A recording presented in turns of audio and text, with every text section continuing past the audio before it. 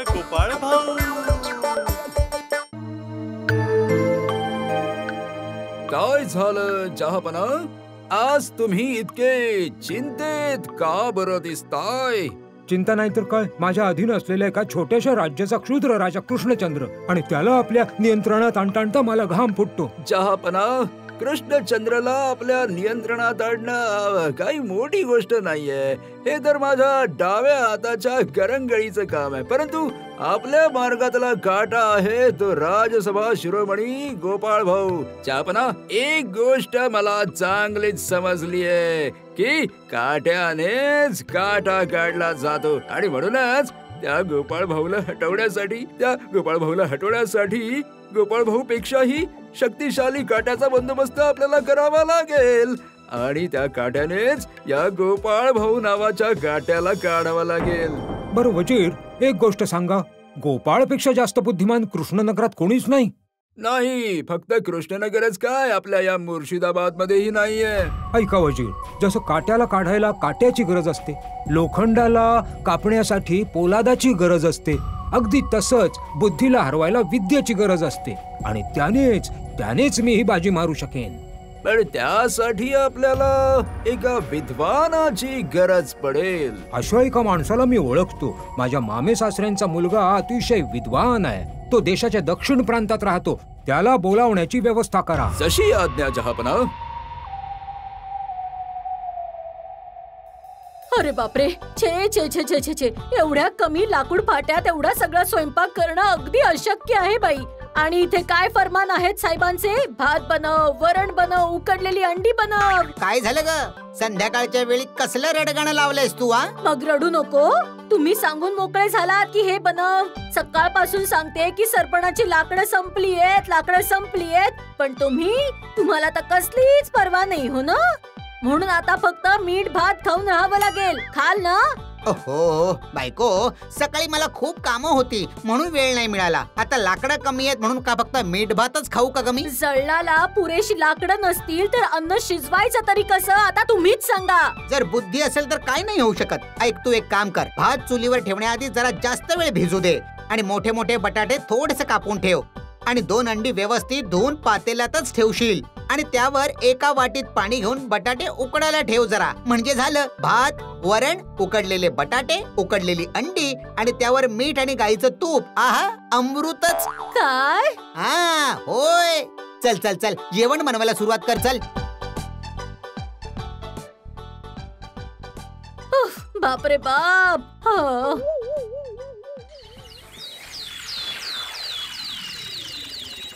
काय झालं वजीर, काम झालं की नाही? जहापना, तुम्ही सांगितल्याप्रमाणे तुमच्या मामे सासऱ्याच्या मोठ्या मुलाला बोलावणं पाठवलंय. आशा करूया की ते लगेच येतील. सलाम दादा, सलाम. अरे आलास तू. ये ये ये ये ये. शिक्षण वगैरे पूर्ण झालं की नाही तुझं? शिक्षण कधी संपत असतं का दादा?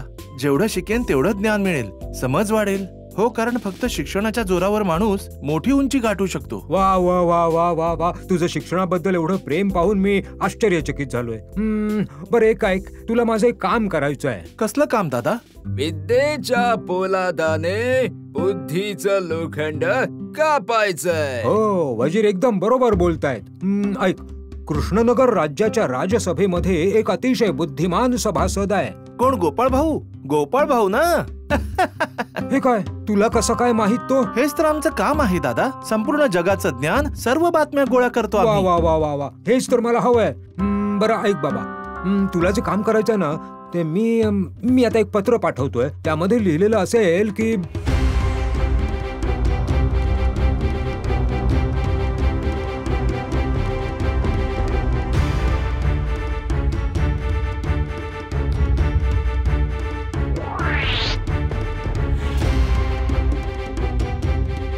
महाराजांचा विजय असो. बोला बोला शिपाई, काय खबर आहे? महाराज, मुर्शिदाबादच्या नवाबांचा दूत संदेश घेऊन आला आहे.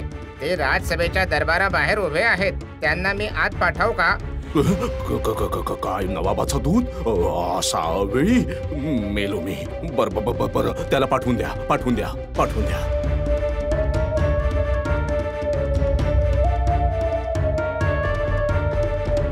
प्रणाम महाराज. आता सांगा, नवाब बहादुरांनी काय संदेश पाठवला आहे? महाराज, आमच्या नवाब बहादुरांनी आपल्यासाठी एक पत्र लिहून पाठवलं आहे. कसलं पत्र? काय लिहिलं या पत्रात? वाचून दाखवा बघू. जी महाराज, वाचून दाखवतो. प्रिय कृष्णचंद्र, आशा करतो की तुम्ही ठीक असाल आणि तुमच्या ठीक असल्यामुळे तुमचे प्रिय राज्यसभा सदस्यही ठीक असतील, ज्यातील प्रत्येक व्यक्ती आपापल्या क्षेत्रात खूप धुरंधर आहे. पण कोण किती शिक्षित आहे हे तर मला माहित नाही. मी इथला नवाब आहे आणि तुम्ही माझ्या अधीनस्थ असलेल्या एका छोट्याशा राज्याचे राजे आहात. म्हणून मला हे जाणून घ्यायचं होतं की तुमच्या राज्यसभेतील राजसभासद किती शिक्षित आहेत. आणि त्याकरता मी तुमच्या समोर एक अट ठेवतोय. माझ्या मामे सासऱ्याचा मोठा मुलगा अतिशय विद्वान माणूस आहे. त्याचं असं म्हणणं आहे की शिक्षणाच्या जोरावर माणूस खूप उंचीवर पोहोचतो. म्हणून अट अशी आहे की तुमच्या राज्यसभेत जर कोणी शिक्षित व्यक्ती असेल जो त्याच्याही पेक्षा वर जाण्याची क्षमता बाळगतो आणि त्याने जर वर जाऊन दाखवलं तर मग मी अजिबात काही बोलणार नाही. पण जर तो नाही करू शकला तर मात्र मी तुमचं राज्य हिसकावून घेईन. पुढच्या महिन्यामध्ये आम्ही त्याला तुमच्या राज्यसभेत पाठवित आहोत, तेव्हा तयार राहा. मेलो रे, ही अशी कशी अट आहे? महाराज, आता मी जाऊ शकतो का? हो हो हो हो, तुम्ही जाऊ शकता.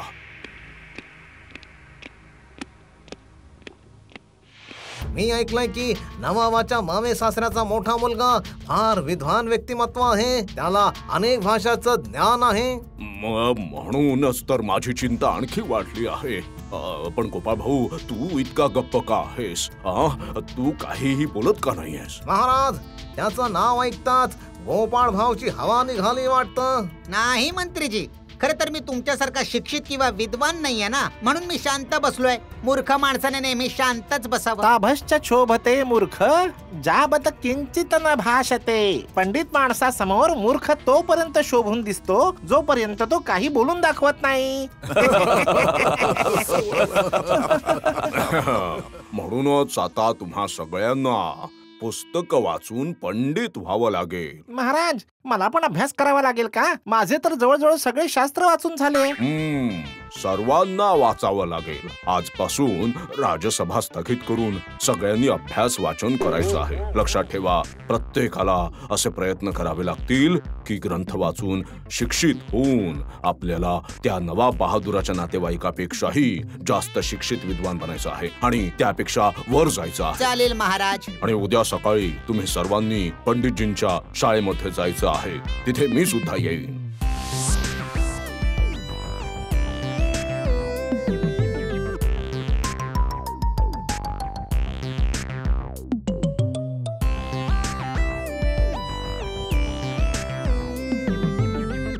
अरे हे काय गुलटिया, आज राज्यसभेतले लोक आपल्या शाळेत कसे काय आले? अरे हे काय, तिकडे बघा, आपले महाराज सुद्धा आले आहेत. आज आपण सगळे एकत्र अभ्यास करणार आहोत. महाराज, मी तुम्हाला शिकवावं एवढी काही योग्यता अर्जित केलेली नाहीये, परंतु माझ्याकडे जेवढं ज्ञान आहे ते सगळं मी आज इथे वाटणार आहे. पण महाराज, सगळे आलेत, मात्र गोपाळ भाऊ अजूनपर्यंत आला नाही. हो, बरोबर आहे, बरोबर आहे. आज शाळेचा अभ्यास पूर्ण झाल्यानंतर आपण सगळे गोपाळ भाऊच्या घरी जाऊया. आणि त्याला खडसडून जा विचारा, त्याची ही शिक्षा आहे. काय हो, काय झालं? कधीपासून एकाच जागी नुसते बसून आहात? हे बघा, घरात भाज्या नाहीयेत आणि सरपणासाठी लाकडं सुद्धा संपलेली आहेत. हे बघा, तसही महिना संपत आलाय. शेवटचे दिवस आहेत आता. आता तू एवढ्या सगळ्या मागण्या नको करूस. असं बोलून आणखी किती चिंगूसपणा करणार आहात? आयुष्याची घृणा वाटायला लागली आता, घृणा. मी स्वयंपाक कसा करायचा जरा सांगा. आधी थोडी लाकडं आणि वाळलेली पानं घेऊन या.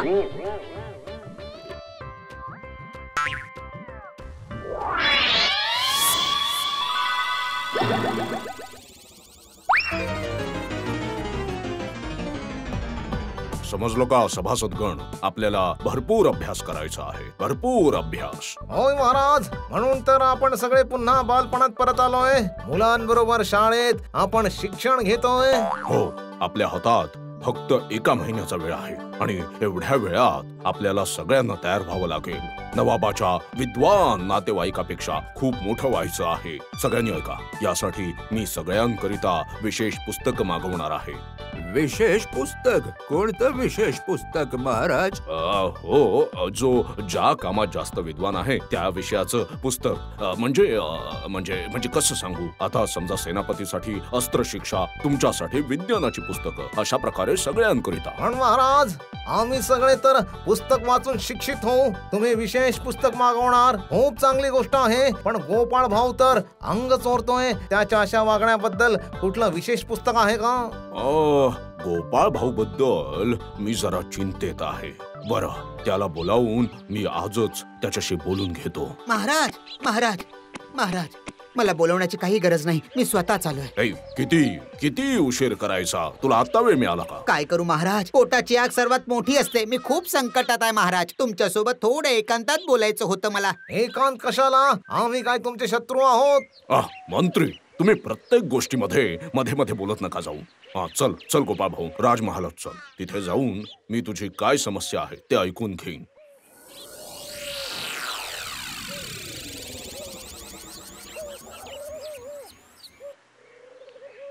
बोल गोपाळ भाऊ, बोल. तुला काय बोलायचं होतं, आता बोल बघू. महाराज, तुम्हाला माहिती आहे बाजारात सगळ्या वस्तूंच्या किमती वाढलेल्या आहेत. यावेळी जरा ओढा ताण सुरू आहे. म्हणून मला विचारायचं होतं की काही दिवस तुम्ही माझी आणि माझ्या बायकोच्या खाण्यापिण्याची व्यवस्था केली ना तर फार बरं होईल. तू एवढ्या अडचणीत आहेस तर हे मला आधीच सांगायला हवं होतंस ना. महाराज, तुम्हाला तर माहितीच आहे की माझी बुद्धी माझ्या ढेरीमध्ये आहे. म्हणून जर पोटभर जेवलो नाही तर बुद्धी चालणार नाही. 1 महिन्यानंतर त्या नवाब बहादुराचा नातेवाईक आल्यानंतर मी त्याला हरवू शकणार नाही. नाही, हा माझ्या सन्मानाचा प्रश्न आहे. माझ्या सगळ्या प्रजेनं चांगलं शिक्षित झालं पाहिजे. मग महाराज, उद्यापासून राजमहालात आमच्या जेवणाची व्यवस्था होईल ना? हो सांगा. हो, तुम्ही फक्त दोघंच तर आहात, तू आणि तुझी पत्नी. राजमहालात माझ्या राजसभेतील प्रिय सभासद जेवतील, त्याने काय फरक पडणार आहे? धन्यवाद महाराज. आता बघाच माझी कमाल, कशी माझी बुद्धी चालते ती. काय हो, आज सकाळी कसं तरी निभावलं आपलं. पण मी काय म्हणते, आता जरा जाऊन थोडं सामान आणि सरपणाची लाकडं घेऊन या ना, नाहीतर आता उपाशी मरावं लागेल आपल्याला. आता तू अजिबात चिंता नको करूस बायको. आता पुढचे काही दिवस आपण दररोज पंचपक्वान्न खाऊ अशी व्यवस्था करून आलो. अगो बाई, खरंच तुम्ही किती चांगले आहात. अशा प्रकारे अभ्यास करून आपण सगळे उच्च शिक्षित होऊ. हो, बरोबर बोलताय. यामुळे आपल्या बुद्धीचा विकास होतो. महाराज, मला आजून अशी बातमी मिळाली आहे की तुम्ही गोपाळ भाऊला राजमहालात दररोज पोटभर जेवायला देणार आहात. हो, कारण गोपाळ भाऊने म्हटलंय की त्याची उदर शांती झाल्याशिवाय त्याच्या डोक्यात बुद्धी येत नाही. म्हणून ज्या प्रकारे अभ्यासासाठी तुम्हा सगळ्यांना पुस्तकं खरेदी करून दिली, त्याच प्रकारे त्याला अन्न देतो आहे. तुम्हाला काही आपत्ती? मला कशाला आपत्ती असेल महाराज? तुमचा पैसा, तुमचं अन्न, तुम्ही गाय बकरी कोणालाही खाऊ घाला. आम्ही बोलणारे कोण? तुम्ही राज्याचे महाराज आहात. हे बघा मंत्री, तेवढ्या कारणावरून तुम्ही गोपाळ भाऊचा हेवा करणं बंद करा. तुम्हा सगळ्यांना इतकं शिक्षित व्हायचं आहे की तुम्ही सगळेजण खूप वर जाऊ शकाल. फक्त एकच गोष्ट ध्यानात ठेवायची आहे. जशी आज्ञा महाराज.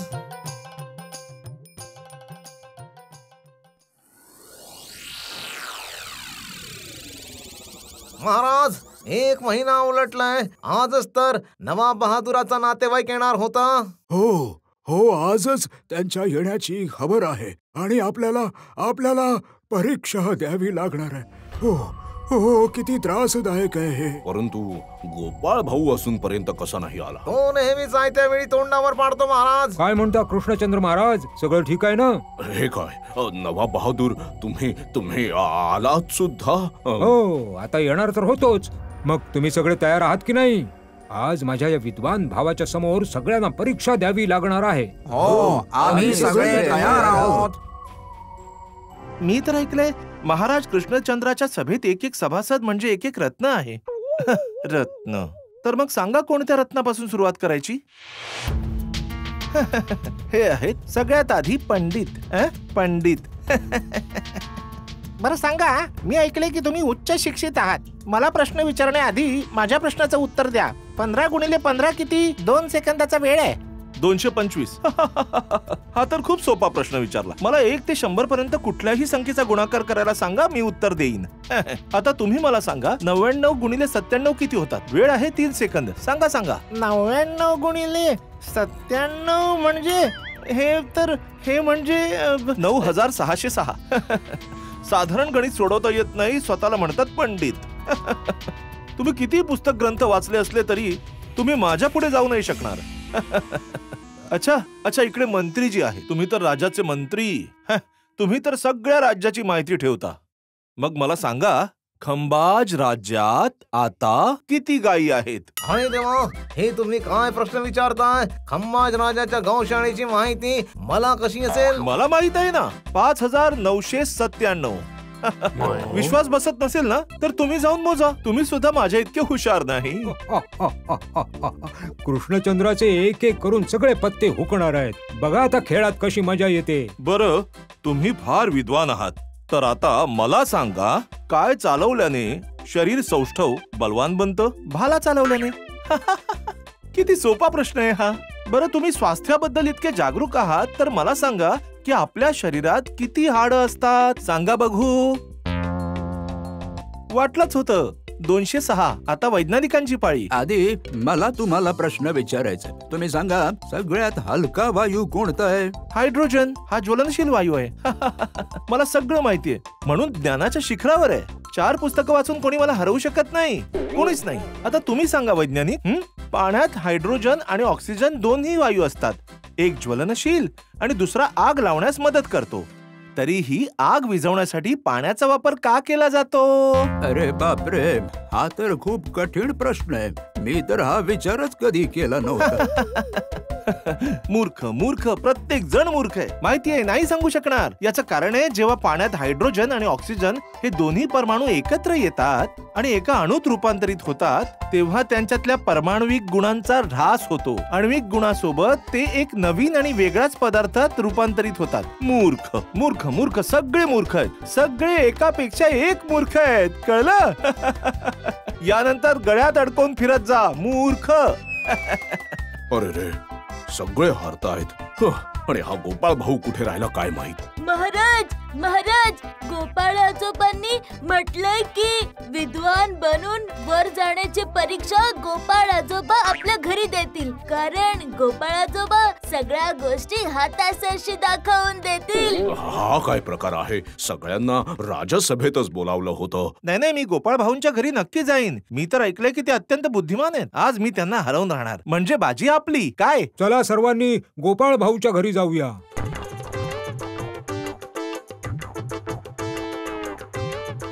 वा, तुम्ही सगळे सकाळी सकाळी आला तिकडे. हे काय गोपाळ भाऊ, राजसभेत न येता तू तुझ्या घरी कशाला बोलावलंस? कारण महाराज, मी फक्त माझ्याच घरी सगळं काही हातासरशी दाखवू शकतो ना तुम्हाला. असं आहे तर. बरं गोपाळ भाऊ, तुमचं शिक्षण कुठपर्यंत झालंय सांगा जरा. नाही म्हणजे माझ्यापेक्षा किती वर जाऊ शकाल? बोला. नक्की वर जाईन हो. हे घ्या, पकडा. हे पुस्तक वाचून तुम्ही मला माझ्यापेक्षा वर जाऊन दाखवा. हे काय आहे? तुम्हाला कळलं नाही? पाढ्याचं पुस्तक आहे हे. ही अशी पुस्तकं मला तोंडपाठ आहेत. तुमच्यापेक्षा वर जायला मला पुस्तकं वाचायची गरजच नाही. आता 9 वाजता जाऊन दाखवा बरं. मी तुमच्यापेक्षा कितीतरी वर आहे. मी तर ऐकलंय की तुम्ही बुद्धिमान आहात आणि आता तुम्ही लहान मुलांसारखे पाढे, गणित, पुस्तकं घेऊन अभ्यास करताय. बरं मला सांगा गोपाळ भाऊ, एका मोठ्या 40 किलोच्या भोपळ्याचे 4 असे भाग करून दाखवा, ज्याने तराजूत 1 किलो ते 40 किलो पर्यंत कोणत्याही वस्तूचं वजन सहज करता येऊ शकेल. सगळं काही किलो मध्येच वजन केलं जाईल, ग्राम किंवा त्यापेक्षा लहान भाग नाही. हे तर एकदम सोपं आहे. 4 तुकड्यांचं वजन असेल 1 किलो, 3 किलो, 9 किलो आणि 27 किलो. हे तुम्हाला माहिती आहे? हे माहिती असू शकतं, हे तर कोणीही करू शकतं. बरं ठीक आहे, या तुकड्यांनी तुम्ही 20 किलो सामानाचं वजन कसं करणार? 20 किलो? हे तर एकदम सोपं आहे. एका पारड्यात 27 किलो आणि 3 किलोचा तुकडा ठेवीन, ज्यामुळे होतील 30 किलो. आणि दुसऱ्या पारड्यात 9 किलो आणि 1 किलोचा तुकडा ठेवीन, त्यामुळे किती होतील? 10 किलो. आता ज्या पारड्यात 10 किलो ठेवले आहेत त्या पारड्यात 20 किलो वजन कमी आहे, म्हणून मी ज्या पारड्यात 10 किलोचा तुकडा ठेवला त्या पारड्यात 20 किलो वजनाचं काहीही मोजू शकतो ना मी. काय मग महोदय, कळलं का तुम्हाला? आ? माझं नाव आहे गोपाळ भाऊ. आजच्या युद्धात माझाच विजय होईल आणि तुम्हा सगळ्यांची होणार हार. मी अजून हरलो नाहीये. मी अजून हरलो नाहीये. जर नाही हरलात तर हे पुस्तक वाचून जरा वर जाऊन दाखवा बरं. पत्रात नवाब बहादुरांनी हेच लिहून पाठवलं होतं की तुम्ही उच्च शिक्षित आहात. आमच्यापैकी जर कोणी राज्यसभासद तुमच्यापेक्षा वर जाऊ शकला तर नवाब बहादूर काहीच बोलणार नाहीत. काय? हो, असंच म्हटलं होतं मी. शिक्षित होऊन वर जाऊन दाखवू शकतो का? हो, नक्कीच दाखवू शकतो. हे बघा.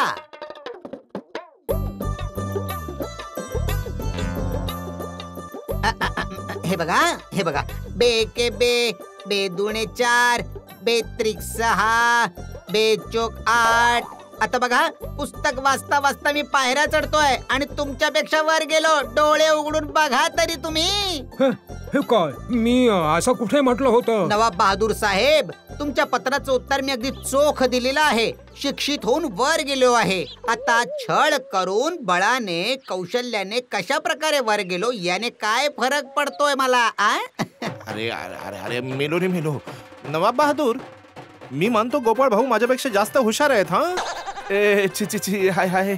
लाजेने माझी मान खाली गेली. इतकी लाज वाटते की काय सांगू. चला वजीर, आपण मुर्शिदाबादला परत जाऊया. गोपाळ भाऊ इथे असेपर्यंत कृष्णचंद्र काही आपल्या तावडीत सापडणार नाही बघा. शाबास शाबास गोपाळ भाऊ, शाबास. तू करून दाखवलंस. केवळ तूच करून दाखवू शकला आहेस. सगळ्यांनी हार मानली होती, पण तेव्हा तूच माझ्या मान सन्मानाची धूळधाण होण्यापासून रक्षा केली आहेस. गोपाळ भाऊचा विजय असो. गोपाळ भाऊचा विजय असो. गोपाळ भाऊचा विजय असो. गोपाळ भाऊचा विजय असो.